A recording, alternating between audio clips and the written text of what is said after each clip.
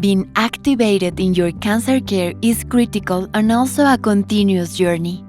My name is Paloma, and I'm eager to share my journey as an acute myeloid leukemia patient in the hopes that it will help other patients and families. AML doesn't discriminate.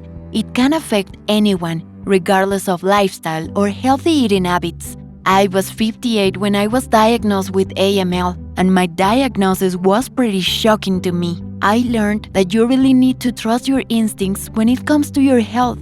I felt like something was off with my body, but my initial symptoms were only some breathlessness upon exertion and sore gums. But then additional symptoms started, including a dry cough, some flu-like symptoms, and lumps under my armpits. I saw my primary care provider, and she prescribed antibiotics and sent me for a chest x-ray that came back without issues. When my breathlessness worsened, along with profound fatigue, my doctor then sent me to get an ECG, an additional blood test to help determine what might be wrong. While I was waiting for my test results, my coworkers noticed that I looked thinner, with my skin also being paler than usual. This was just the beginning of my AML journey.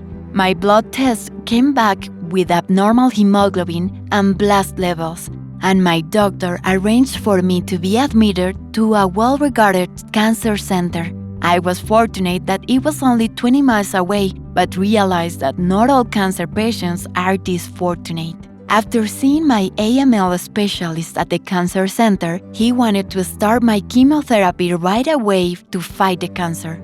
I was fortunate that I didn't have issues with my intravenous line for receiving my chemotherapy, but I learned that this can be a common issue for AML patients after I joined an online AML support group. I had my first round of chemotherapy, and my daughter was able to visit me during this time. However, my care team kept monitoring my neutrophils and decided that I needed to start a second round of chemotherapy.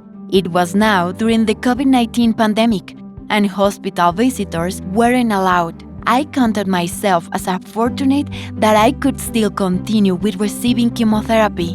What would have happened if I gotten seriously ill during the early pandemic? I shudder to think that things likely would not have been easy. The hospital staff helped to keep my spirits up, and also with setting up a tablet for me to do video calls with my family and friends while I was in the hospital.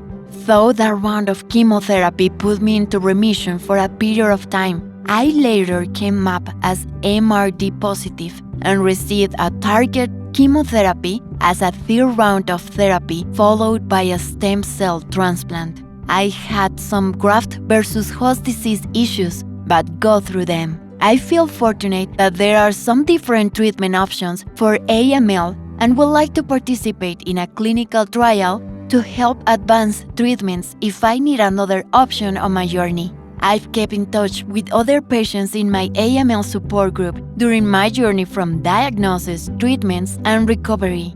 I know that I couldn't have gotten through my physical and mental challenges without them. Though AML sounded scary at first, the future of treatment looks bright to me, with emerging research and treatment options. I hope that sharing my story will make a difference for other AML patients, and especially those who might come up against barriers. No matter who you are, being proactive is a critical step in your AML journey. Stay activated by being informed, empowered, and engaged in your care.